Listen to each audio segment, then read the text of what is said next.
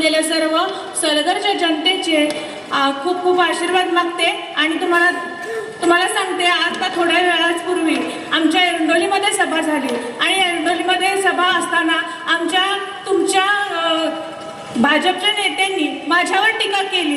त्या असं म्हणाल्या की जी व्यक्ती ग्रामपंचायतमध्ये सदस्य असू शकत नाही, होऊ शकत नाही, ती कशी कार्यकुशल असू शकते किंवा कार्यक्षम असू शकते या पदासाठी, असं त्या मला बोलल्या. पण हा मला बोललेलं हे मी तुम्हाला सांगते, ठणकावून सांगते सर्वांना की आमच्या या सर्व तिन्ही महिलांमध्ये ही ताकद पेलण्याची मनगटात आमच्या ताकद आहे.